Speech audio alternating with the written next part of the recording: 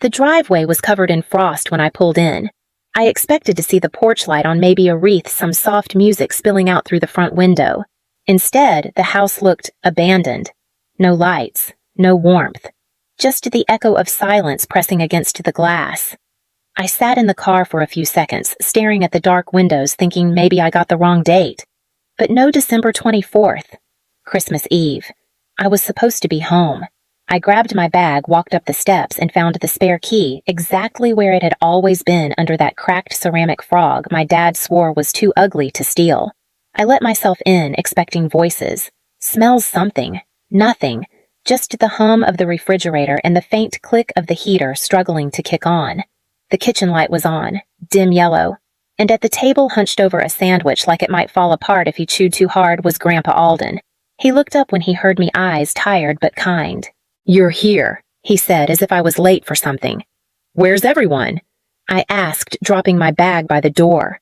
He nodded toward the fridge. "They left you a note." I walked over, already uneasy. Taped to the door was a torn piece of notebook paper, my mom's handwriting. Slanted fast, all caps, "Used your money to invest in stocks. Will explain later. Watch, Grandpa." For a few seconds I didn't move, just stared. I read it again. Then again.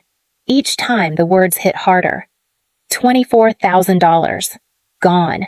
The money I'd spent 4 years saving. Double shifts. Canceled weekends. Skipping dinners out. All of it evaporated with a single sentence taped to a refrigerator door. I sat down across from Grandpa, still holding the note in my hand like proof of a crime. "They went to Maui," he said quietly. "Left yesterday morning. I couldn't even speak. I thought maybe you'd sent them something," he added when I noticed the envelope was gone. I shook my head. "No, I didn't send anything." I opened the fridge. Half a loaf of bread. Condiments. A bottle of tonic water. No milk. No leftovers. The sink was full of dirty dishes, and a final notice from the power company lay unopened by the toaster. "Have you eaten anything besides that?" I asked, pointing at the sandwich. His eyes drifted toward the floor. "Haven't managed much else this week." My chest burned, but I stayed quiet. I didn't cry. Not yet. I tossed the note onto the counter and turned to him. "All right," I said. "First we're going to get you a proper meal. Then I'm going to find out exactly how deep this goes." And as I pulled out my phone, I knew one thing: this wasn't just about money anymore. I made Grandpa Alden oatmeal with apples and honey the way he used to make it for me when I was little.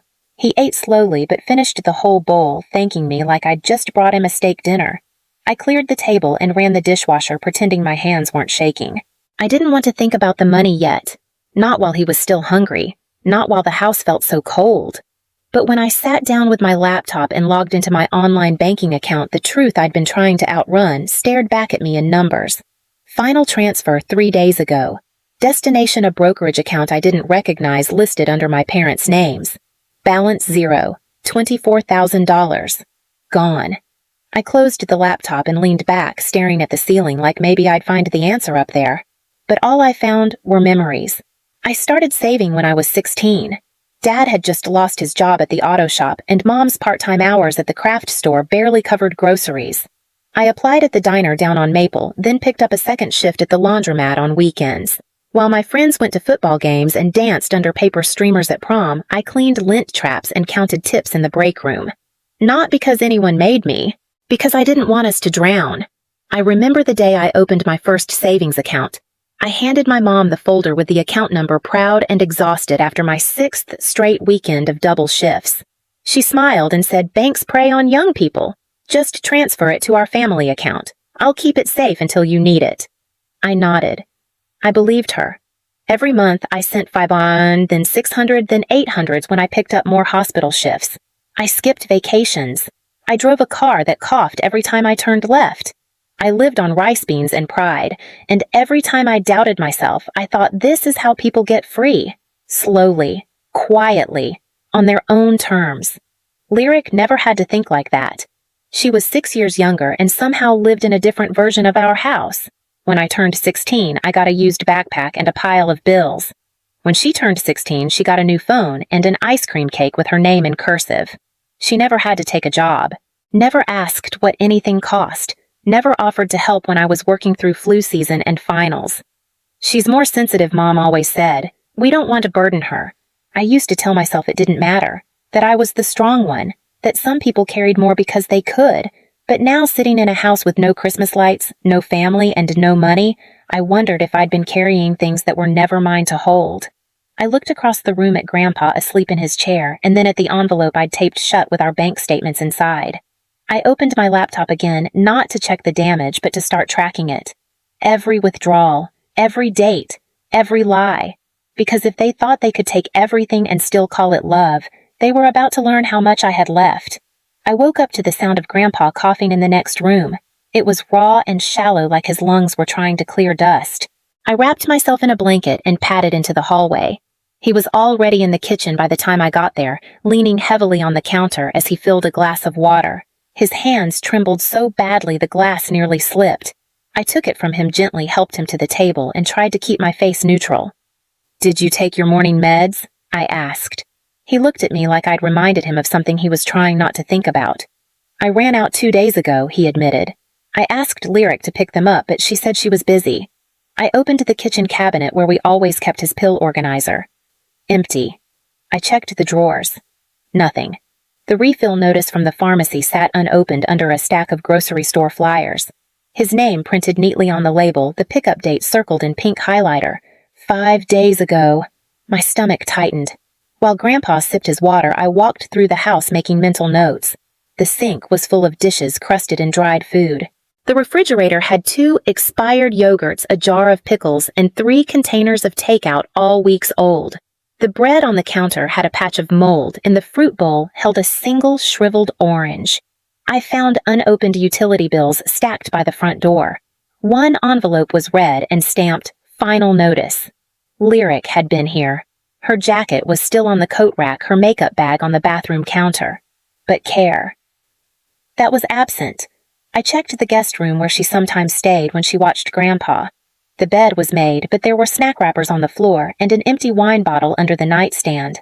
I sat back down with Grandpa, opened my laptop again, and clicked through the last 6 months of bank activity. The pattern was subtle, always just a few $100s, sometimes less. Grocery trips that never resulted in groceries. Family emergencies labeled on the transfer notes. Then, more recently, larger withdrawals. One marked investment opportunity. Another for flight confirmation. I didn't recognize half of it, but the dates lined up too perfectly. They'd been taking the money slowly at first, then faster, then all at once. "I'm sorry," Mira, Grandpa said quietly. "I should have said something, but I didn't know how." I turned to him. "You knew they were taking your money." His eyes filled. "Not at first. Last year when the kitchen remodel started, they told me it was just a loan, said they'd pay me back monthly, but there was always some reason. Connor's tuition, Lyric's car. And after a while, I stopped asking. I felt the ache settle behind my ribs, sharp and familiar. They hadn't just betrayed me. They'd used him too. Soft hands. Old trust. I reached across the table and took his hand in mine. "Then we stop asking," I said, "and we start protecting what's left." He nodded once, slow and deliberate, as I opened the manila envelope and laid out the first page of records on the kitchen table. I didn't call them. Not when I saw the brokerage transfer. Not when I realized Grandpa's prescriptions were 5 days overdue. Not when I found the overdraft notice tucked beneath a Red Lobster coupon on the counter. There wasn't a point. They knew exactly what they did. They were counting on me to accept it, to sigh and clean up the mess like I always had. Instead, I opened a new folder on my desktop and named it Damage Control. Every receipt, bank transaction, and transfer got logged. I took photos of the fridge, the moldy bread, the final notices. I scanned Grandpa's pharmacy alerts, utility bills, and the prescription pickup slip still attached to the bag Lyric had never opened. I pulled screenshots of text messages from my mom, phrases like, "We're all in this together," and "You're so responsible, it's inspiring," and added them to the pile. When I was done, I emailed Rachel. She replied within an hour. She always had a sixth sense for when I wasn't okay. Back in college, she was the only one who noticed when I dropped 10 pounds during finals or when I quietly skipped dinner 3 nights in a row. Now she was a corporate attorney in Seattle, but she still answered my messages like we were roommates in our tiny off-campus apartment, eating microwave burritos and dissecting legal dramas. I told her everything. She didn't waste time with sympathy.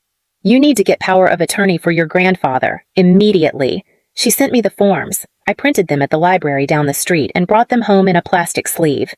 Grandpa read every line carefully. He didn't ask questions. He just looked at me, nodded once, and signed. "I should have done this a year ago," he said, pressing his palm over mine. We got it notarized at the pharmacy that afternoon. I asked the tech if they had the rest of Grandpa's medications ready.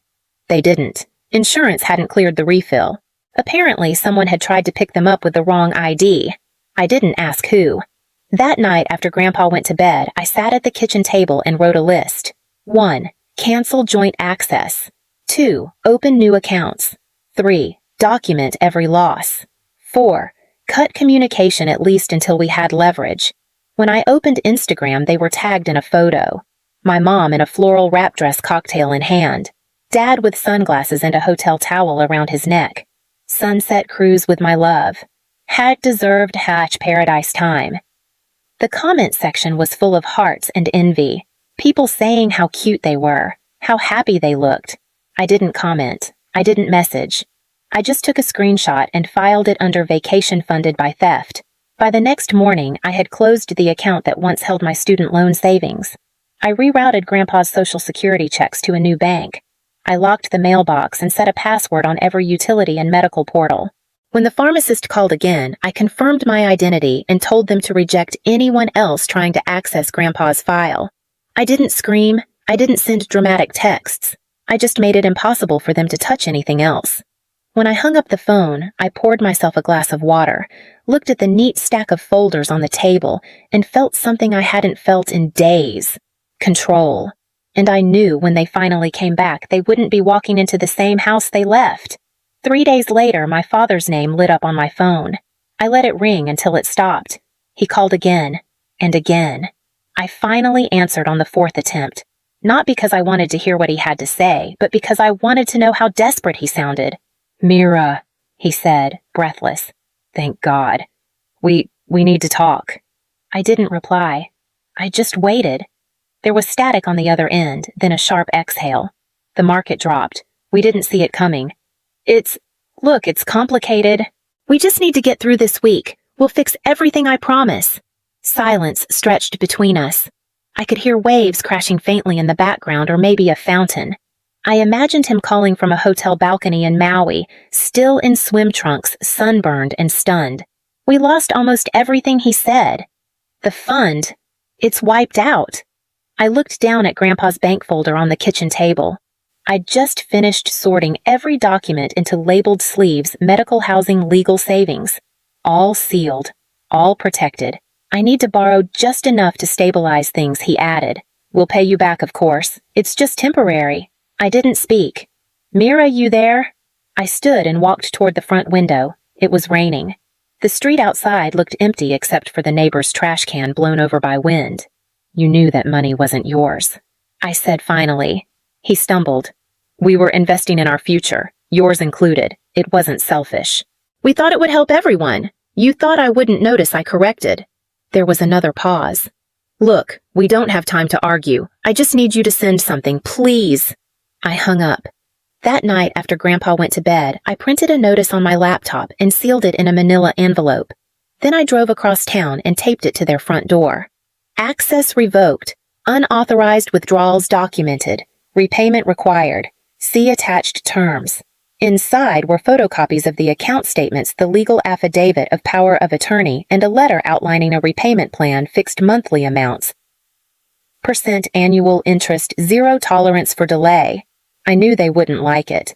That was the point. I didn't stay to see if the porch camera caught me. I didn't want the confrontation. I just wanted it on record. They'd made this about money, so I would treat it like money, cold, measurable, enforceable. The next morning, my mother texted me, "What is this about?" "We need to talk." I didn't answer. They'd had their chance to talk when they emptied my account, when they left Grandpa without food, when they chose stocks over people. I spent the day scheduling a home visit with Grandpa's new physician and confirming his place at the assisted living center near my apartment in Portland. We'd done the virtual tour together on my phone, and he'd quietly said, "Looks peaceful," before folding his hands and nodding once. That night, I sat with him in the living room while he told me about how he met Grandma at a diner after her nursing shift. He said she never raised her voice, but she never backed down either. "You remind me of her," he said, his voice raspier than usual. I smiled, but I didn't say anything. I was too focused on what came next, because they were coming home in 2 days. And for the first time in my life, I wasn't afraid of what would happen when they walked through the door. They showed up 2 hours earlier than expected. My dad's truck pulled into the driveway first, followed by Mom's car. No suitcases, no Lees, no smiles. Just tension radiating off them like heat. I opened the door before they could knock. My mother pushed past me without a word. My father followed, jaw set. "What the hell is this?" he asked, holding the envelope I'd left on their door like it was toxic. Mom threw her purse onto the couch. "You humiliated us. Our neighbors saw that. You couldn't just wait until we got back." "I waited years," I said quietly. "Don't get self-righteous," Dad snapped. "We were trying to help you. That money wasn't stolen, it was redirected. You'll get it back." "No," I said. "I won't. And even if I did, that's not the point." Grandpa shuffled in from the hallway, leaning on his cane. He didn't say anything at first. Just stood there watching us like a judge waiting for the noise to settle. "You're being manipulated," Mom said to him. "She's filling your head with, 'You already took everything Grandpa said,' cutting her off." His voice was soft but steady. "She's just giving it definition." The room went silent. Mom blinked like she hadn't heard him right. "We did what we had to do for the family. We were under pressure." "You were reckless," I said. "And you made it everyone else's problem." Mom's voice cracked.